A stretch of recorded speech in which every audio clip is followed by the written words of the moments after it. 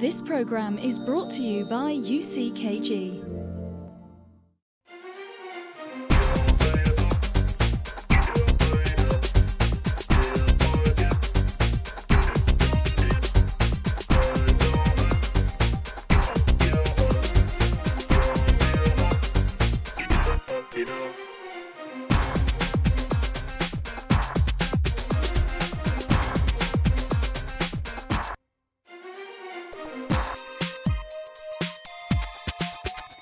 Hello and welcome to another inspiring episode of A Different Kind of Woman.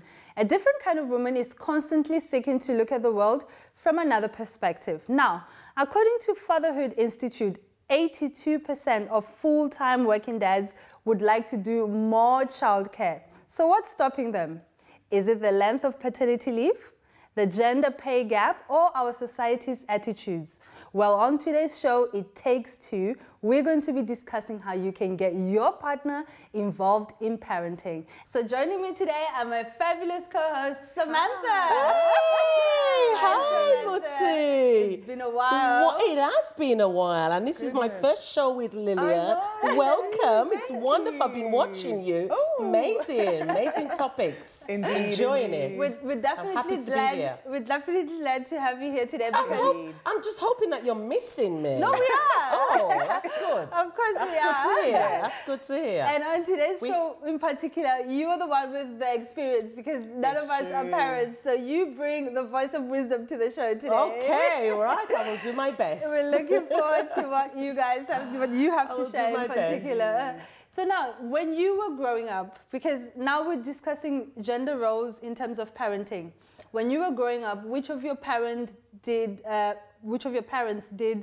more of the childcare? So who took care of your needs? Sorry to be like so but it was my mom. It Yeah. was actually my mom. She had help from grandma, which was lovely, but it was just generally my mom. She would, wake me up, breakfast, take me to school, pick me up. She was like the one that would organize the home, but with care, as in with me, it was always my mom. Because they're more maternal, so they tend to stay with the role. I mean, both my parents played great responsibilities. I mean, I grew with both my parents, and my father was a great educator to me. So he provided very well for the family. He was a very supportive father, always provided, always made sure he took time to get the books out with us and things like that. My sisters were a lot older than me, so it seemed like I was an only child, although I wasn't. I had sisters much older. But he was always there, pushing, supporting.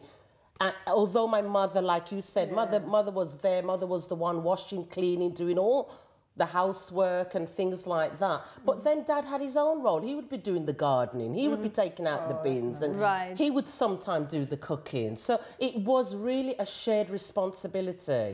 That's good. And now you are experiencing it. How about in your household? Yeah, I mean, I've taken a lot of, I've tried to implement a lot of seeds that I've learned from my parents because they were both good role models. And I think it's important to have good role models that you can work from, because to be honest, Muti, nobody teaches you how to be a real good mother or a good father. I think in some sense it's a learnt behavior. Nobody's perfect. It's not set in stone. Right. And you've got to work at it. You've got to invest in it. And so with my own life, my father, I mean I broke up with my relationship that I first had broke up. So then I became a single mother for a time. And it was difficult because it was me experiencing being mother and father. We're going to hear more of your story in a bit. But for now, let's go to the streets of London and hear what the people of the streets of London have to say with Priscilla.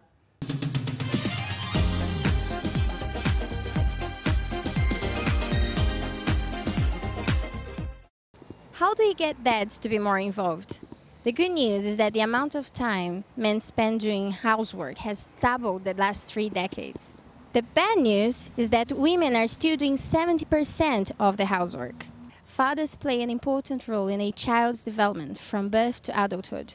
In fact, numerous studies have shown that children with more involved dads have an advantage academically and socially over children with no relationship with their dads or with distant dads.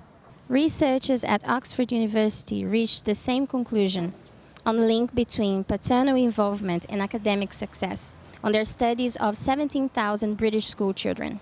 They report that boys with more involved dads are less likely to get into trouble with the police as they get older, and girls with more involved dads are less likely to suffer from mental health problems. Genuine praise and admiration from a father can help a girl to grow up and be an independent and confident woman. Research suggests things that make men more likely to be involved dads. A mother's support. When the child's mother makes parenting a joint venture and emphasizes the importance of a father's role. Don't be a gatekeeper when you don't try to control or block a father's involvement. A good co-parenting relationship. Try to maintain a good relationship with the father of the child, either if you are married to them or not.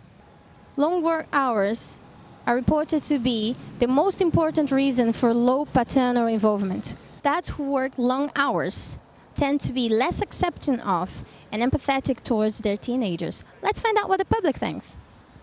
How involved a parent was your father? Yeah, he's pretty involved, like he's around all the time, yeah. Pretty involved, yeah. Not very, if I'm honest. He wasn't, but he would have if he could. Oh, he's very involved. Yeah, he's always there, so yeah. How would you describe the role of a father? Someone who's like always there for you, like looks after you, I don't know. Kind of someone to look up to, a role model, someone that's going to tell you your rights and wrongs. He's got to provide. I would say someone, even if they don't provide, like, who lets you experience life. Yeah. And even if you fail, they're like, you need that because I'm not always going to be there for you. Yeah. Someone who's always there for their child and always has good advice for them. What do you think can be done to make fathers more involved parents? Just making sure you spend time with your children, I guess. Like, I guess that's the most important thing, really. I don't know, maybe some sort of schooling system where they have parent-teacher days and like father-son days, I guess. Just pay them. I think they need to be educated on how crucial it is if they're not involved in their child's life. And so maybe, like, I don't know how they would get educated on it, but even if they have to take courses before, I don't know. Do you know what I think? This is probably more than you're asking for. But, like, nowadays, more and more people have grown up without fathers, and so I think as a result of that, when this generation of people who have not had, strong father figures, I feel like they will hopefully do the opposite and be involved in their children's, I don't know, I mean, it's just speculation, but yeah. That's it from the streets of London, and it's back to you in studio.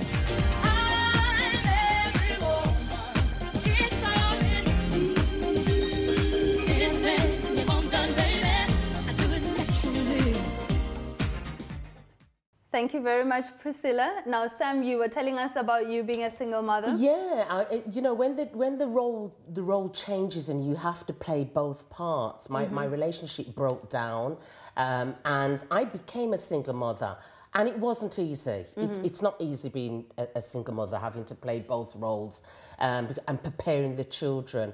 So I found it very important at that stage to try to involve father with the child by having good communication. It wasn't always easy, especially if the person was a negative person. My ex was a very negative person. He ended up abusing me in the end, so it wasn't something that I wanted to invite too much, to the point where I had to take an injunction. So he was removed from my child's life. But later on, when I remarried, I got married, and my husband became the father of the children. And he embraced his role. But it's one of those things where you kind of have to work with the fathers. There has to be good communication. You have to you have to, Lillian, you have to respect their role. And one thing I learned that there were times when, because I was used to taking the mother and father role, I wanted to kind of take over that role. And this is where a lot of mothers have to be careful, because they want to take over that father role. And you've got to respect the man, the father, to take on his role. And that's the interesting question that Priscilla asked to the street audience. So how do you get the father more involved? Because sometimes, you know, I think fathers, men kind of tend to look at that role as more of a woman's role. No, she's going to take care of the kids, because like you say, the women just get to it, and they're, you know, they're just natural at it. But how can you get the man involved? I think it's all about encouragement. If you block them, it's not going to happen.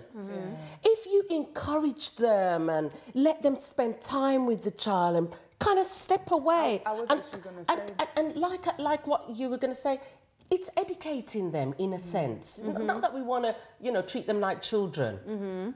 But as a mother, you kind of know what needs to be done. So you kind of go, okay, darling, can you do that, la, la, la, la, la? And you kind of let them kind of take it on. Even if they're going to stumble or whatever has to happen, but you do whatever it takes to get that father implemented into that child's life. Yeah, and I think one of the things that parents and especially mothers have to take into consideration is that fathers and men are not women, and I'm not being sexist at all. I'm just saying there are different approaches to things. Men tend to be a bit competitive. We tend to be a bit, you know, nurturing. We're different. We're different in our nature. Yes, it's true, Marty. And many times we want the man to approach parenthood as we women do. Yes. Like to approach it in a way, or see the children in a way that we see them.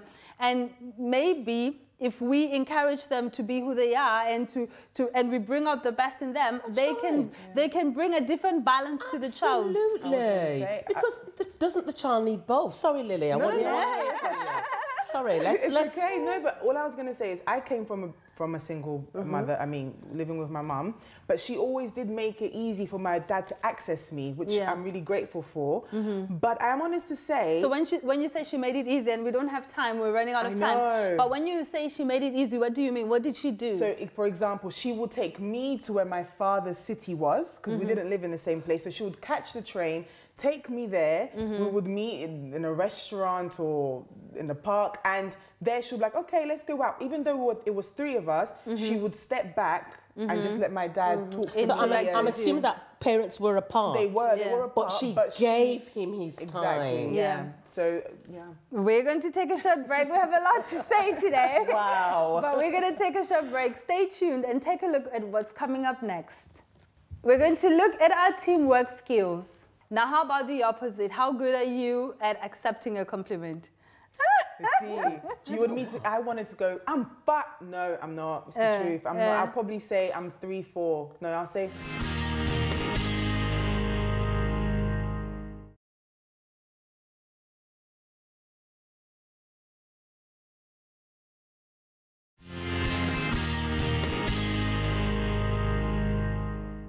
Welcome back. On today's show, It Takes Two, we've been discussing how women can help their partners develop their roles as fathers. Now, research shows that a father's involvement is more likely when he has a good relationship with the mother, whether divorced or not. Obviously, in a lot of cases, the father is not around, and therefore your help may be coming from the community around you or from other family members. It certainly takes a village to raise a child. Now, how good are we at teamwork, right? Because if it takes a village, you need to be able to work together with that village to come together. Even in the cases like we spoke about, in the case of your dad, where your dad was not living in the same household as you, or even when you're living together, you still need to have certain teamwork in order for you to come to agreement on how to raise their child in the best way possible. So now, we're gonna test your teamwork skills. Oh, okay. We're gonna test how good you are at interacting with other people, be it your partners, you know, colleagues at work, people around you, friends.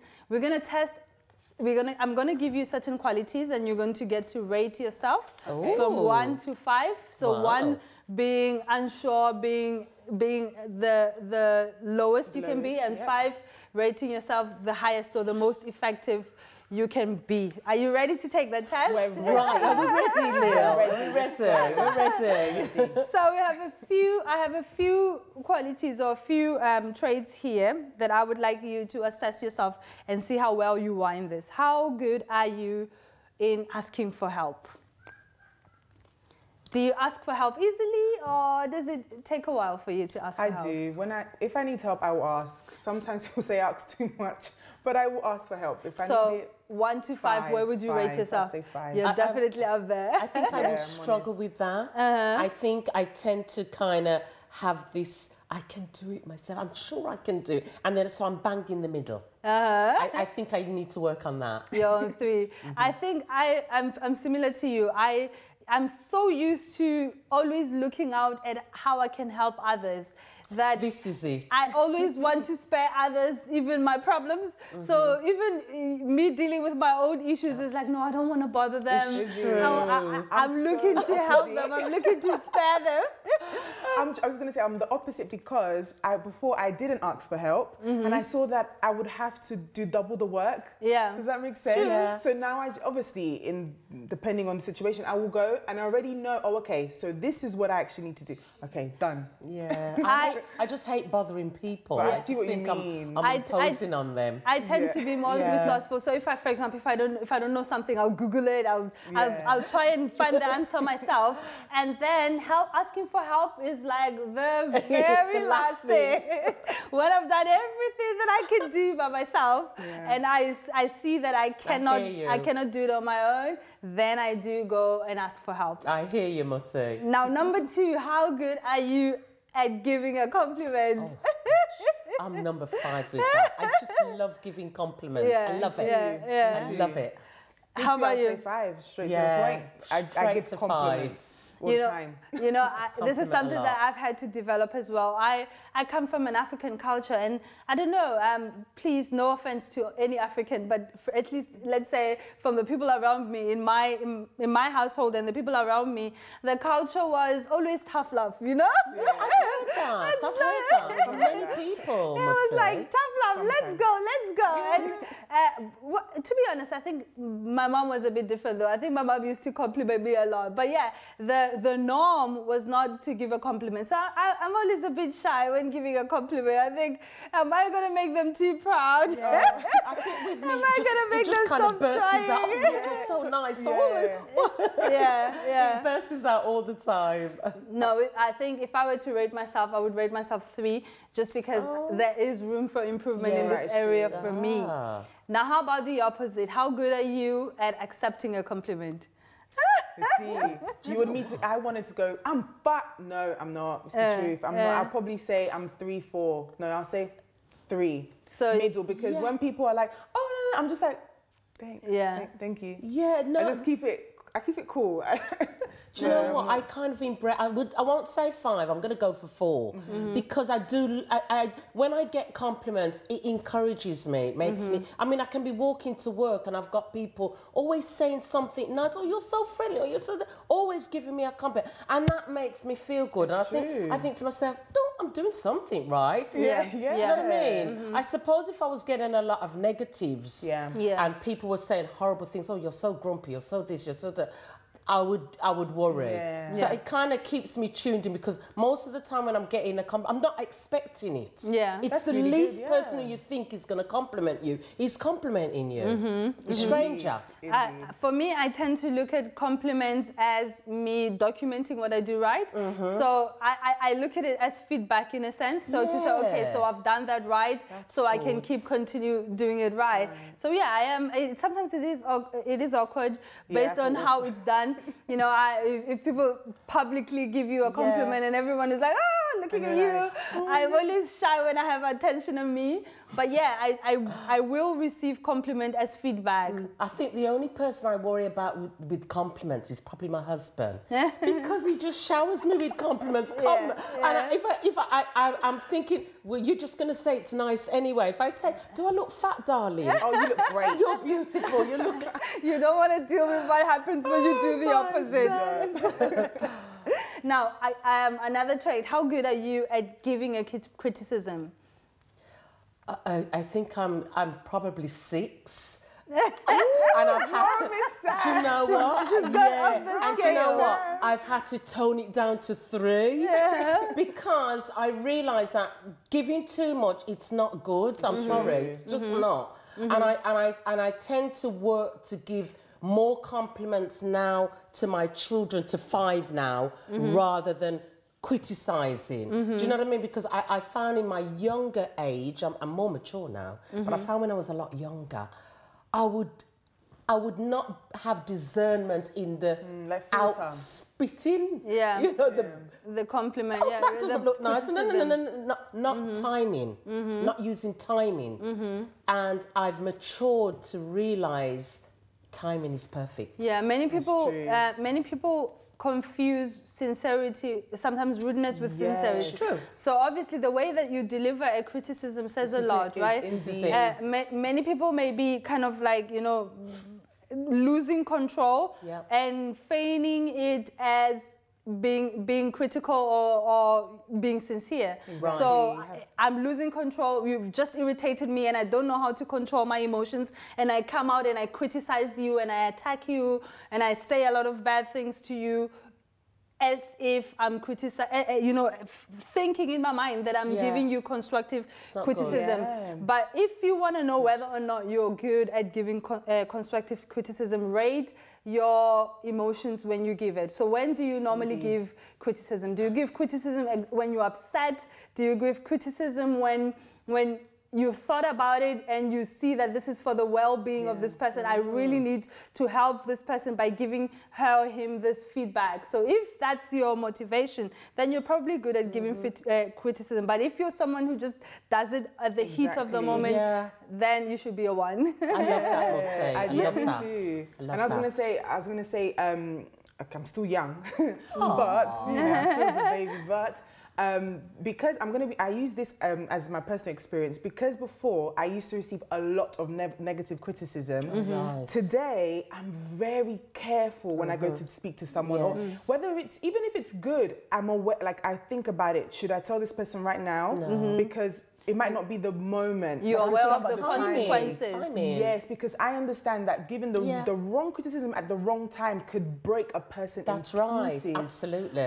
But then as well, you know, like having to tell a friend, I didn't really like that you did that. I'm aware of how I'm going to say it. And sometimes, like you were just saying, I really have to take time. I really don't go there, I don't do that, because one, I don't want to lose that friendship. No, exactly. But also, you know, I treat others how I would like to be treated. Value people. And that's certainly something to take into consideration in parenting, right? Yes. Because as parents, you will have to give a lot of criticism to your children, and you want to make sure that you're doing it in the right way. So now, how good are you at apologizing?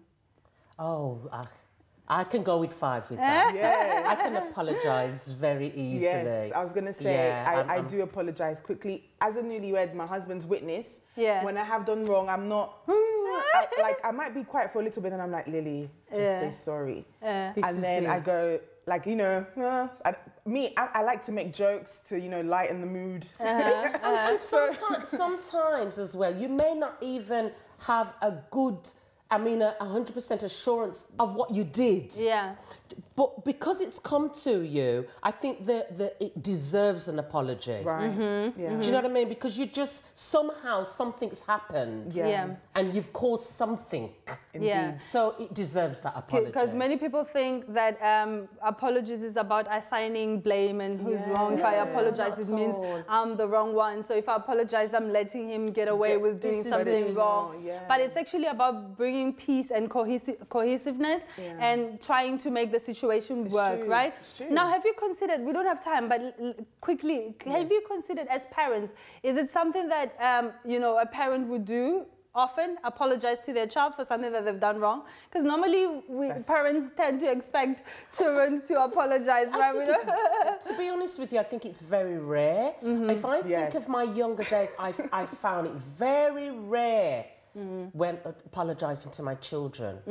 Do you know what I mean? I found what I had to do in years later was actually apologise to them for my younger parts of life. So, do you know what I mean? So yeah, sorry Sam, I'd like to hear more from you, but we don't have time in this segment. But that's something that parents do need to consider, because it's not wrong for parents to apologize when they do something wrong. Actually, it sets the example and it shows the children that you are always having their best interest in mind, okay? So we're going to take a short break, but don't go away. After the break, we'll be hearing more from some very interesting women.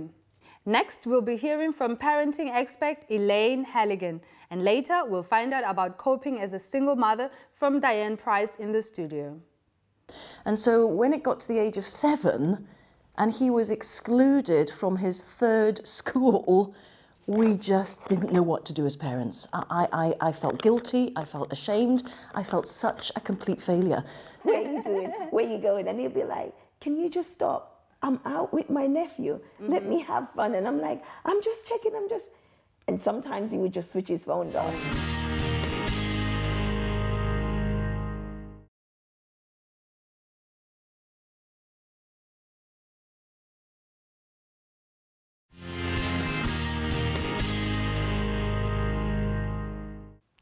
Welcome back. So far on today's show, It Takes Two, we've been discussing the role of fathers in parenting. Now, our team met with parenting expert Elaine Halligan and take a look at what she had to say.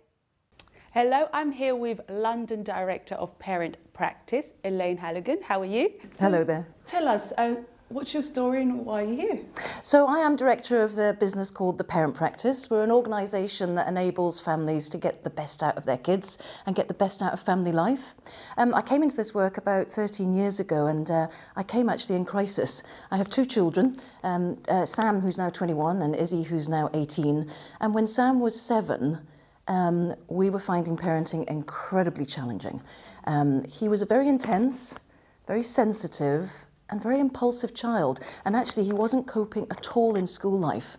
And so when it got to the age of 7 and he was excluded from his 3rd school, we just didn't know what to do as parents. I felt guilty, I felt ashamed, I felt such a complete failure. So I went out and I retrained as a behavioural management specialist in order to understand who this kid was. And as we started to explore more about his needs, we started to realise that all behaviour has a cause.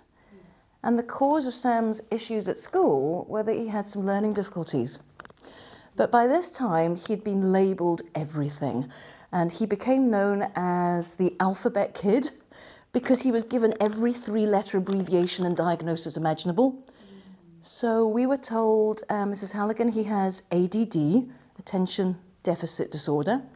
He may have a bit of Asperger's, so he's on the autistic spectrum. And then finally, when we were told he has oppositional defiance disorder, which kind of means he's not cooperative, that was when I just had to give up my job in the city, retrain, and I just thought, we've got to help this little kid, and we've got to start building up his self-esteem. Met my business partner, Melissa Hood, who actually works out in Sydney with the Aboriginal community, and lo and behold, the Parent Practice was born.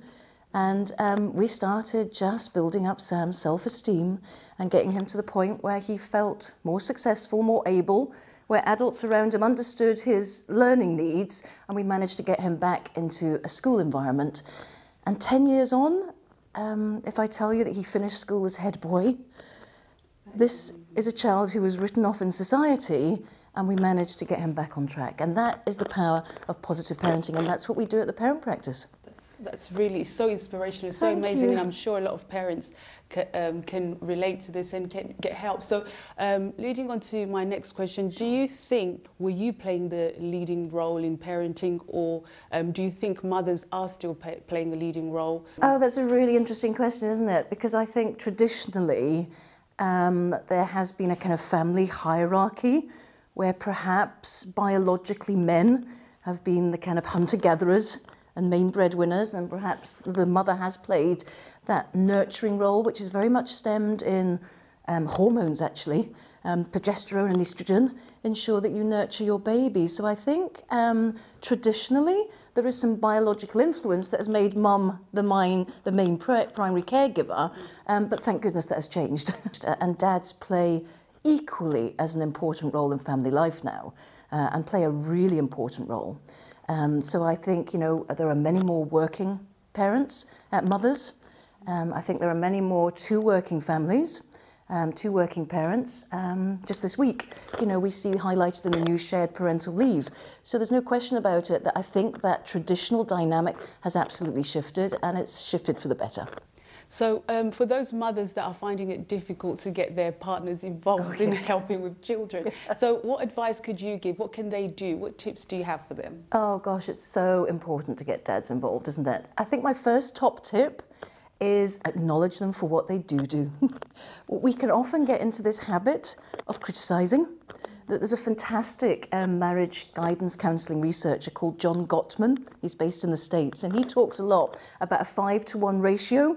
And he says in order to keep a marriage off the rocks, you need to be saying 5 positives to every 1 negative. And actually, if you think about any relationship, it's really hard to be that positive. So top tip number 1 is just praise, descriptively praise your husbands, your partners for what they do get right. There is a little habit maybe for mothers to be a little over-controlling and to want things just perfect. Drop that perfectionism. Definitely schedule time with their kids. Children do not want presents. They don't want material gifts.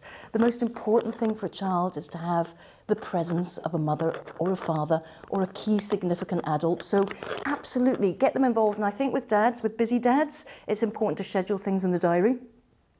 Another top tip is bring your kids along to mum and dad's workplace. So if dad is working, make it as a holiday day out, visiting dad in his workplace, engage with him and find out what he does. Can you tell us why teamwork in parenting is so important? Because I'm sure there's mothers and fathers out there that would love to understand the importance of teamwork in parenting. Can you tell us a bit more about that? That's so interesting, isn't it? I have yet to meet a couple who agree on everything. They may have some shared values, but they rarely agree on all values. In order to get the best out of family life and to ensure our children are successful and happy, it is important to have a united front. So wherever possible, I encourage mums and dads to come together and really work out what their values are, what their rules are, and to help the kids be successful. So setting up a united front is probably one of the most important things you can do in order to parent positively. And I get lots of mums and dads coming to me, and the mums say, I have spent the whole week setting up the screen time rule.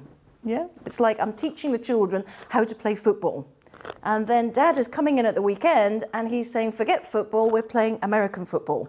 And so suddenly the rules change. And if the rules change, the children just don't know how to be successful. They don't know what the boundaries are. That leads to a bit of a power vacuum. So top tip is just mums, dads, sit down, or if you're parenting alone, sit down with whoever else is helping with your kids and work out what your rules are, write them down and be explicit and explain it to the children. Thank you very much, Elaine. Great tips. I'm sure a lot of viewers out there will benefit so much from it. It's back to you at the studio. Thank you very much, Sandra, and thank you, Elaine, for that wonderful advice. I do agree, some parents may not be able to depend on the help of the other parent, of the father, right?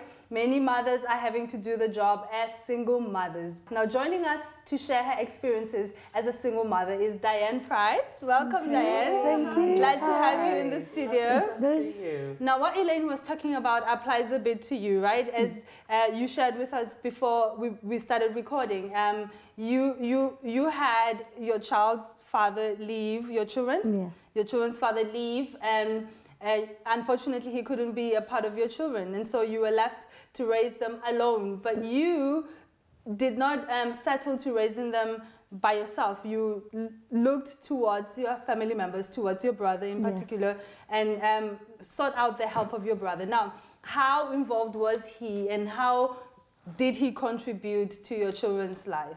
Well, he contributes as being like that male role model, because because my son, he likes the outdoor parks. So uncle would be there to take him to the parks quite a lot, teaching him stuff, how to do his scooters, because some of those, for me, I'm like, oh, it's too much hard work. But having uncle there, teaching him those things were actually good, because those skills sometimes as a female, you tend to think, oh no, they can get it right. But when someone is there actually showing them, they're able to have that confidence within themselves, knowing what they're doing, and they feel very valued because of that. Now, Elaine mentioned something that is very common with mothers, which is the control. Yes. So when you had to leave them with your brother, did that target you? Did you feel like, oh, I have to control what he's doing, I have to monitor that he's doing the right thing? Yes. And so how did you let go of the control? I did that so much, because when they would go out, I would text them, what are you doing? Where are you doing? Where are you going? And he'd be like, can you just stop? I'm out with my nephew. Let me have fun. And I'm like, I'm just checking, and sometimes he would just switch his phones off. Just so that I wouldn't be distracted. And then I'll be like, oh, what's happening? And I'll be just looking, is there an ambulance or something coming? What's going on? So being that, it kind of terrifies you.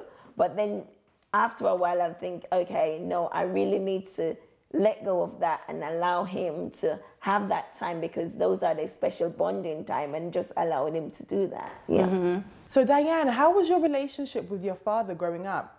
My relationship with my dad was very great, because I was a daddy's girl as well. So for me, everything was good. Daddy was there to do everything. So I was like, being a daddy's girl, everything was being there. I could ask any question that I want. I would go anywhere that I want, but not just to go anywhere, but anywhere that was safe. So you would take me places to make me get involved into things, knowing things. And because of that as well, it allowed me to be able to do a lot of sports like cricket and stuff like that. So I was like... So you had a really nice upbringing with your father? Yes, I did. Really so that you're obviously the grandparents of your son. So did they play a strong role in your son's life? Unfortunately, my dad wasn't able to play that role, because he passed away just before my little one was born. And your mom? My mom did play a very strong role, even though she was abroad. Every week, my son would Skype. They would Skype each other, and they would be talking, and then he would be building stuff, because he likes Legos. So we would be creating a lot of stuff, and he'd be showing my mom, and my mom would be on the other side trying to figure out how does he do it and stuff like that. So it was really good. I'm quite interested to know how, because I know children, they need that father figure, and they need good role models.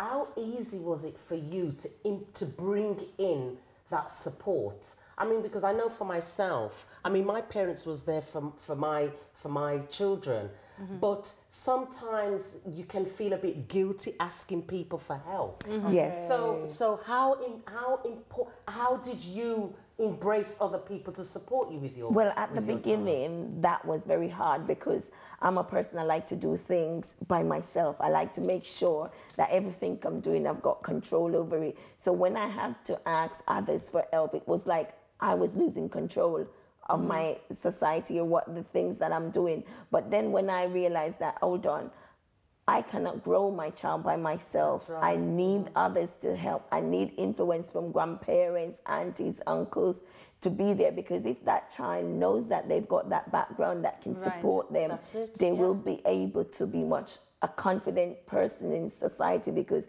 then they know I've got somebody else. It's not just my mom.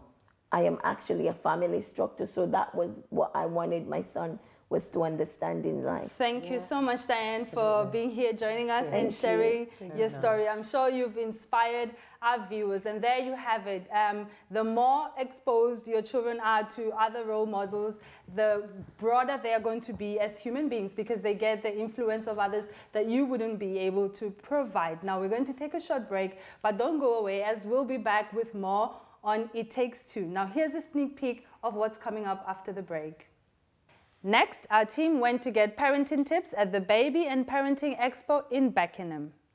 Lots of baby fairs. I didn't get any information that I needed, which was not just a pushchair, but how to be a better parent or what to do to try for a baby.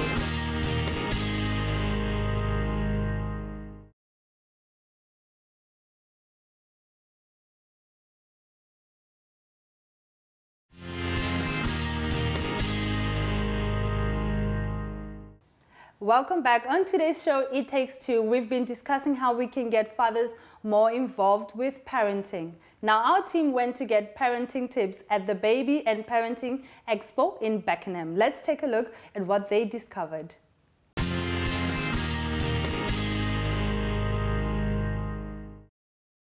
I think the inspiration came from wanting to have another baby, and I went to lots of baby fairs. I didn't get any information that I needed, which was not just a pushchair, but how to be a better parent or what to do to try for a baby.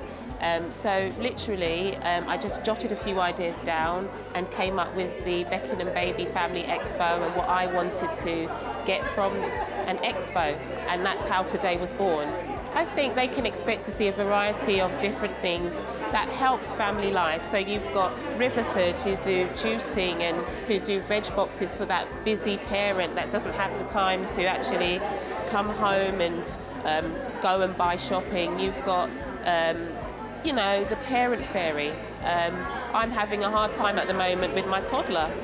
She's having rejection issues because I've got a newborn baby, so the Parent Fairy has advice for me, and it's just a variety of different companies coming together and just to help me with my baby and others as well. So that's the beauty of this expo.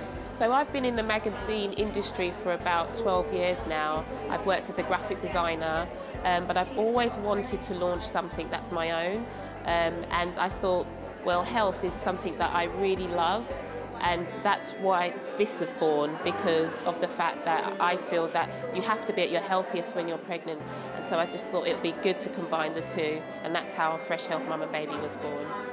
Oh, Selena contacted me a while ago via my Twitter page because she wanted to get some people who have parenting expertise and tips to come to a show. So I thought, it sounds like a great event for me to showcase what I do. My top parenting tip is to let children be. They don't necessarily always need to be engaged in some activities, but they need to learn to just be with themselves, to take themselves to a safe place that could be their imagination.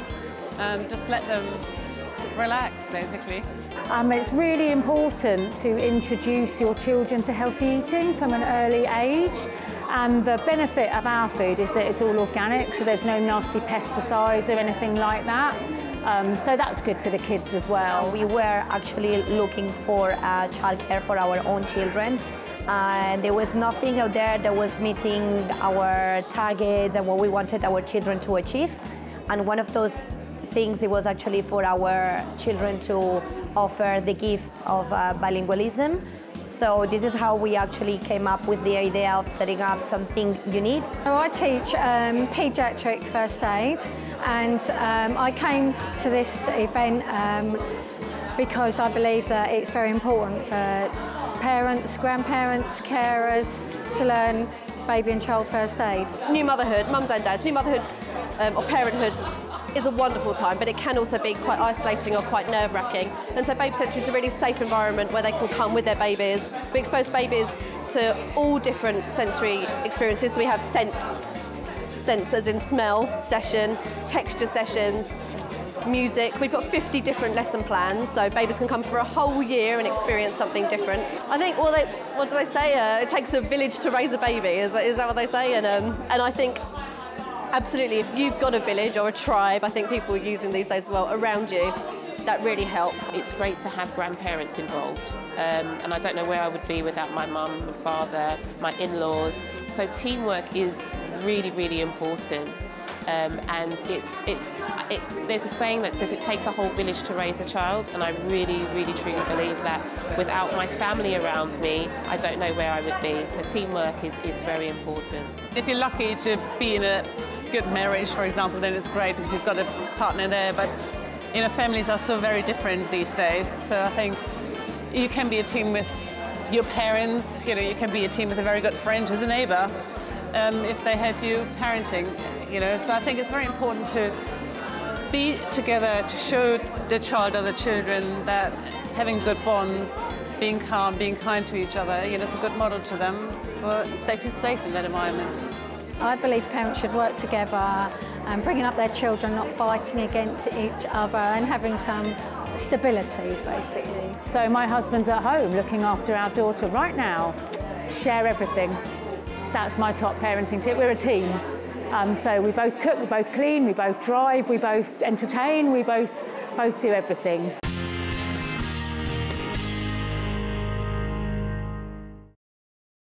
Well, I think we can agree there's a consensus there. Everyone agrees that it takes a village to raise a child. We've heard that said quite often. So now, going back to children who live with both their parents in the same household, how do you think the dad can get more involved? What do you think impedes the dad from getting more involved normally? Well, usually it's work, isn't it? I think the father tends to get wrapped up with work. He's very busy, feels as if he needs to be the breadwinner, to provide for his family, probably more than the wife. So I tend to think that they tend to want to go out more rather than stay home more with the children. And this is why I think that it's important to kind of treat... I think parents need to kind of look at their families almost like a business and invest into this business, and then make a plan in the duties and things to be done and the things to do, and balance it out. What because I think you have to invest in that with your children. Exactly. And sometimes it can weigh over onto the female. If you're not careful. And I think, and then the children don't see the dad because he's always away working. So I mean, one of the ladies did say that, bring the child, sometime holiday time, you can bring that child to work, even and just that was do Elaine, a day out or something like that. So I think if you and your partner, you and your husband communicate, you plan well together. You do it as almost as if it's a business. Okay, this is the plan. You're going to do that, I'm going to do that. This is your day to do that, and do it like that and balance it. Yeah, so and you're I saying think it will work better. So you're saying don't expect things to unfold naturally. You have to make them happen. I think you do have to make them happen. I think you do have to plan. If you just throw it up in the air and just wait for it to come down and all to fall into play, it's unlikely that it's going to be a mess. On that note, Sam, I was going to say, I believe some of the dads actually want to be at home, but because of their paternity leave, which in the UK is only 2 weeks, it's a struggle. Because that's why maybe they always go out, because they need to make that money. They don't have that leave. As in other countries, for example, Sweden, they have much more time, like nearly as much as the mothers. So they actually get to stay with the mom through that journey. Can you imagine? They can actually be there. Exactly. Something like it's 400 and something days, and then they can, the wife and the husband can split it up. Something like this that Sweden's doing. And I think that's such a great idea. They need to do that here. Yeah, because the mom sometimes might feel overwhelmed, so tired. And I think maybe that's why they always have to get other family members to help, because the father has to go and get the money. So maybe, you never know, if people in the UK, I don't know, came together and did something to help this situation, maybe the paternity leave could be more. Well, that's certainly something that we can think about here in the UK. Now we've come to the end of the show. And if you're still considering, how can I get my father, my baby's father, my children's father to be more involved in their lives? I think one of the things that you need to consider as a mother is letting go of that control. You as a mother have an instinct to protect your child. You have an instinct to make sure to shape the life of your child. You want to make sure that everything falls in place, and you can tend to be controlling with that instinct and excluding. So you can tend to exclude the other parent from that relationship, from that journey. And if you want the father to be involved, you need to be able to let go of control and be able to trust that they will do maybe a different job from you, but still a good job. So their job, their role will probably and definitely be different from yours because they are not you. They cannot be exactly you. They cannot think as you think, do as you do.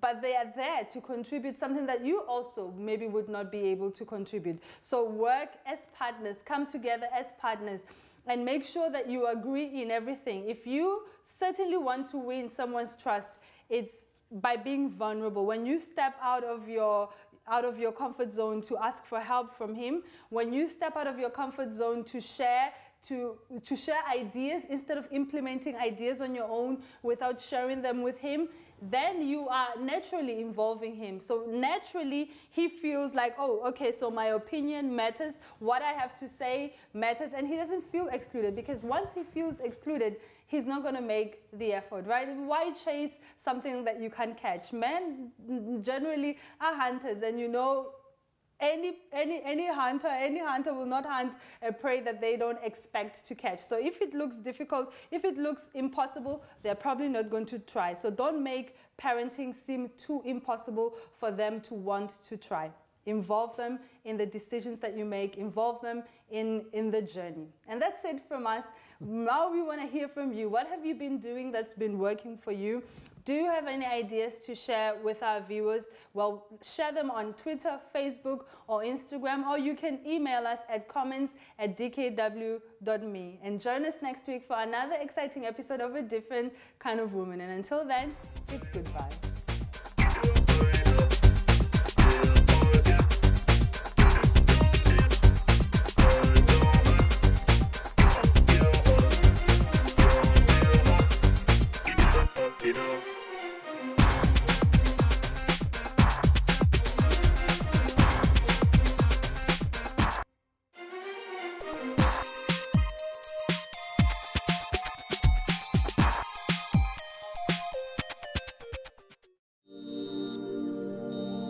This program is brought to you by UCKG.